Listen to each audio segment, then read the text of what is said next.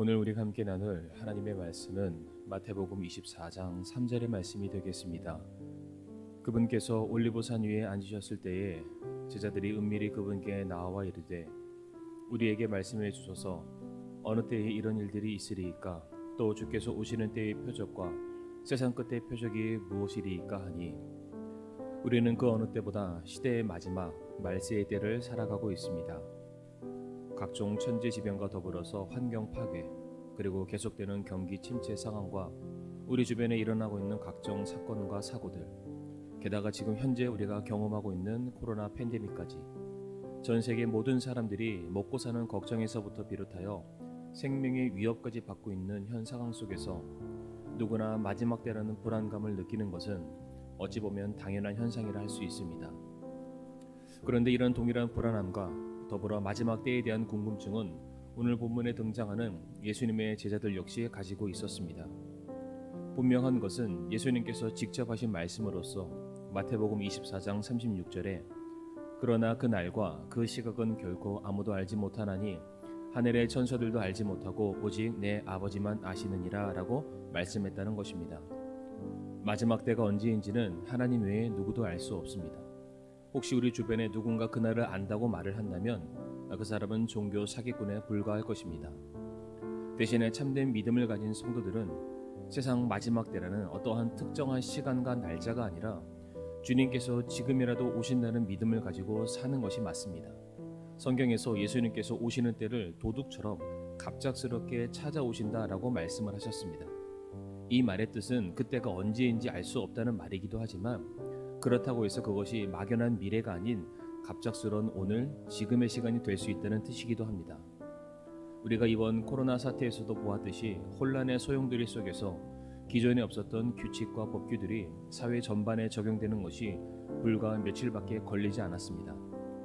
이 말의 뜻은 마지막 때에 일어나게 될 현재 우리가 아직 경험해보지 못한 모든 일들이 막연한 어느 때에 일어나는 것이 아니라 지금 당장이라도 우리 눈앞에 펼쳐질 수 있다는 것입니다.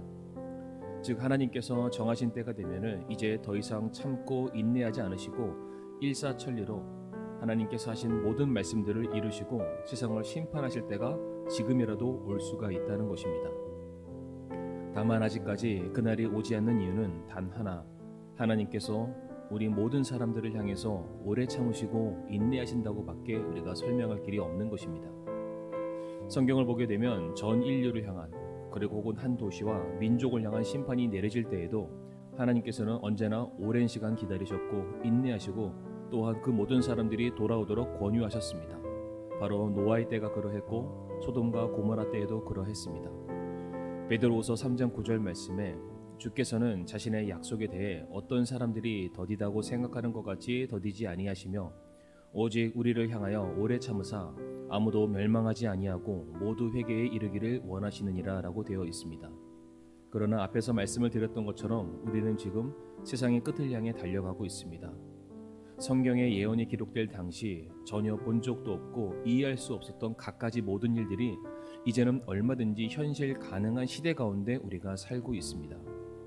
그리고 지금은 그 어느 때보다 배교, 즉 진리에서 떠나가는 성도들이 많아지고 있는 때이기도 합니다. 마귀 사탄이 한 명의 영혼이라도 더 지옥으로 끌고 가기 위해서 온갖 수단과 방법을 동원하고 있습니다. 특별히 믿는 성도들과 교회를 향한 핍박과 환난은 날이 갈수록 가중되고 있으며 어느 순간인가부터 교회와 성도들은 세상으로부터 미움의 대상 혹은 시대를 역행하는 고집불통의 대상으로 인식이 되어가고 있습니다. 야고보서 1장 15절에 이렇게 말씀하고 있습니다. 그런즉 욕심이 잉태하면 죄를 낳고 죄가 완료되면 사망을 낳느니라. 하나님께서는 인내하시고 참고 기다리시는 분이십니다. 하지만 그 때가 한도 끝도 없이 이어지는 것은 결코 아닙니다. 마지막 때 혹은 종말에 따른 다름 아닌 이제 더 이상 회개할 여지가 없을 정도로 온 세상이 악해지는 때, 더 이상 복음이 소용이 없을 만큼 불법이 충만한 바로 그때가 되면 하나님은 더 이상 참지 아니하시고 심판하러 이 땅에 내려오시게 될 것입니다. 어쩌면 그때가 모두 하나님에 대한 존재를 부정할 때, 심지어 성도들마저도 신앙을 붙들고 살아가기 힘들고 지칠 바로 그때가 마지막 때일 것이고 바로 그때가 주님께서 오시는 날이 될 것입니다. 누가복음 18장 8절에 예수님께서 사람의 아들이 올 때에 땅에서 믿음을 보겠느냐라고 말씀을 하셨습니다. 사람의 아들 즉 예수님께서 다시 오시게 될 때란 마지막 때를 의미하게 될 텐데, 그때가 되면은 이 땅에서 믿음 있는 자, 믿음을 보기 힘들다라고 말씀을 하셨다는 겁니다. 다시 말해 마지막 때란 단지 세상이 파괴가 되고 재난과 재해가 넘쳐나는 시대말을 말하는 것이 아니라 믿음에서 떠나는 일들, 신앙생활에서 멀어지는 일들, 성도가 성도로서 혹은 교회가 교회로서 기능과 책임을 다하지 못하는 때가 될 수 있다는 것입니다. 이러한 상황 가운데 성도들은 끝까지 믿음을 붙들고 나아가야 할 것입니다. 종말을 향해 가는 이 세상을 바라보면서 우리가 두려워 떠는 것이 아니라 우리가 다시 오실 주님 앞에 드러나게 될 나의 믿음과 내 신앙의 삶의 열매들을 놓고서 우리는 고민하고 혹은 두려워하며 염려해야 할 것입니다. 우리 사랑하는 성도님들, 우리가 감당해야 될 모든 영적 전쟁은 이미 예수 그리스도께서 승리하신 싸움임을 기억하시길 바랍니다.